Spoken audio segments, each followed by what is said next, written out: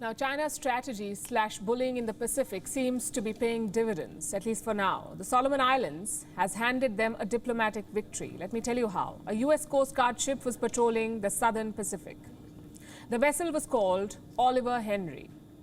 It was on the lookout for illegal fishing missions. During the voyage, the ship wanted to dock in the Solomons. It wanted to refuel at the port. Just one problem. The Solomon Islands did not respond. They did not give permission to the U.S. ship. It was diverted to Papua New Guinea instead.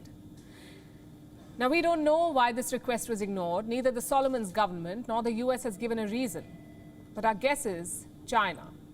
You see, such patrol missions are common in the Pacific. They're jointly carried out by the US, France, Australia and New Zealand. During such patrols, port calls are normal. The US had scheduled this particular stop in the Solomon Islands, but their government had other plans. Clearly, there's a foreign hand at play. Earlier this year, the islands had become a key battleground between the West and China. You may remember that controversy. China wanted to sign a security pact with Solomon Islands, but the US opposed it. They threatened action if such a deal was signed. The pressure did not work. China did secure a draft deal. It permits the PLA to dock and replenish at Solomon ports. It also permits China to deploy troops in case of social unrest. And this was a big pivot for this tiny island. Historically, it has been closer to the West. Until 2019, the Solomon Islands recognized Taiwan as the real China. So what explains the shift? The Prime Minister, Manasseh Sogavare, he's considered very close to the Chinese regime. You could also say he's on their payroll. Take a look at this report. In 2021, China gave the Prime Minister's office $2.5 million. What was this money for?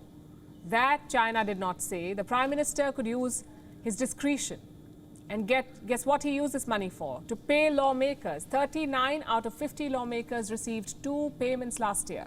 Reports say they were political payments. The Prime Minister's shift to China has attracted a lot of domestic criticism. There were anti-government protests earlier this year. So what does he do? Buy off the politicians. Australia's ABC News was making a documentary on this, on the growing Chinese influence on Solomon Islands. They got interviews. They dug out the numbers, so guess what the Prime Minister did? He took a leaf out of China's playbook. He threatened to ban foreign journalists. Listen to this statement. The Pacific is not the same as Australia or United States. When you choose to come to our Pacific Islands, be respectful, be courteous, and accord the appropriate protocols. The Prime Minister says the ABC program was racist, but the reporters deny this allegation. They're standing by their program. Manasseh Sogavare is exactly the kind of leader that China targets. Willing to bend the rules, bold enough to challenge the West, yet gullible enough to believe China's lies. And he could be in power for much longer. The current parliamentary term ends in May 2023. But the Prime Minister wants to change it. He wants to extend his term at least until December next year. His strategy of playing the West against China is an old one, but such a strategy is supposed to benefit the people, not the Prime Minister and his party.